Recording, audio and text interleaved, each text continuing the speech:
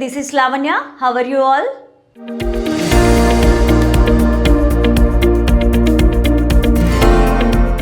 దేవుడికి నైవేద్యం అంటే పులిహోర పాయసం చూసాం. కానీ రొయ్యల వేపుడు చేపల పులుసు నైవేద్యంగా పెట్టడం ఎప్పుడైనా విన్నారా? అది కూడా వందల ఏళ్ల చరిత్ర ఉన్న ఆలయంలో. ఇప్పుడు బెంగాల్ ఎన్నికల వేళ ఈ మాంసాహార ప్రసాదం హాట్ టాపిక్ అయింది. సాక్షాత్తు ప్రధాని మోదీయే అక్కడికి వెళ్ళి మొక్కులు తీర్చుకున్నారు. ఇది భక్తా లేక బెంగాలీ హోటళ్లను బుట్టలో వేసుకునే పక్కా ప్లానా? అసలు ఈ రొయ్యల నైవేద్యం వెనుక ఉన్న కథేంటి?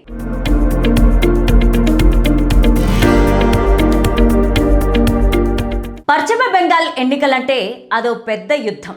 ఇక్కడ కేవలం అభివృద్ధి మాటలే వినిపించవు. సంస్కృతి, ఆచారాలు, ఆహారపు అలవాట్లు కూడా అస్త్రాలుగా మారుతూ ఉంటాయి. ముఖ్యంగా బెంగాలీ వాళ్లకు చేపలంటే ప్రాణం. ఆ ప్రాణాన్ని, సెంటిమెంట్ను తాకడమే లక్ష్యంగా ఇప్పుడు రాజకీయ చదరంగం మొదలైంది. కోల్కతాలోని తాంతానియా కాళీబారి ఆలయం, దీనికి 300 ఏళ్ల చరిత్ర ఉంది. దేశమంతా హిందూ ఆలయాల్లో శాకాహారమే కనిపిస్తుంది. కానీ ఇక్కడ మాత్రం అమ్మవారికి మాంసాహారం నైవేద్యంగా పెడతారు. రామకృష్ణ పరమహంసకు అత్యంత ఇష్టమైన ఈ ఆలయంలో రొయ్యలను కొబ్బరి బొండాల్లో వండి డక్ చింగ్రీగా సమర్పిస్తారు. ఈ వింత ఆచారం ఇప్పుడు దేశవ్యాప్తంగా చర్చకు దారితీసింది.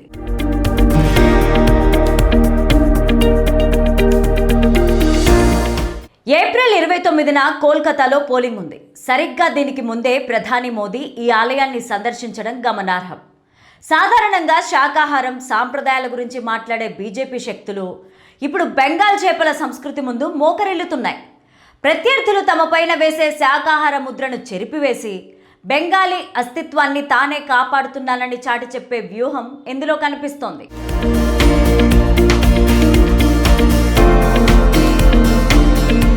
ప్రజల మనోభావాలను తాకడం ద్వారా ఓట్లు రాబట్టుకోవాలని పార్టీలు చూస్తున్నాయి. ఆహారం అనేది ప్రతి ఒక్కరి వ్యక్తిగత విషయం. కానీ దానిని రాజకీయ వస్తువుగా మార్చి మేము మీ ఆహారాన్ని గౌరవిస్తున్నామని చెప్పడం ద్వారా సామాన్య ఓటర్లను ఆకట్టుకునే ప్రయత్నం చేస్తున్నారు. అయితే పవిత్రమైన ఆలయాలను కూడా ఓట్లు కేంద్రాలుగా మార్చడంపై మేధావుల నుంచి విమర్శలు వ్యక్తమవుతున్నాయి.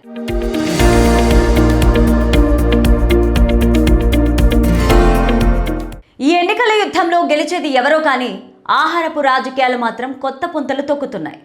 బెంగాల్ గడ్డపైన పట్టు కోసం చేపలను కూడా వదలడం లేదు నాయకులు.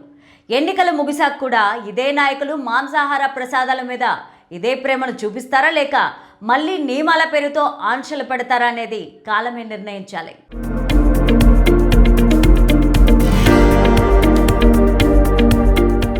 భక్తి అనేది ఎక్కడ ముగుస్తుందో, రాజకీయం ఎక్కడ మొదలవుతుందో అర్థం కాని పరిస్థితి. 300 ఏళ్ల ఆలయ విశిష్టత ఇప్పుడు ఎన్నికల వేళ మాత్రమే అందరికీ గుర్తుకు రావడం విడ్డూరం. మరి ఈ రొయ్యల నైవేద్యం, చేపల అస్త్రాలు బెంగాల్ ఓటర్ల మనసును గెలుస్తాయా, లేక ఇది కేవలం ఎన్నికల తంతుగానే మిగిలిపోతుందా? మీరేమంటారు? చూస్తూనే ఉండండి సౌత్ టీవీ. సబ్స్క్రైబ్ కూడా చేస్తారు కదూ. Thank you all. Have a good day.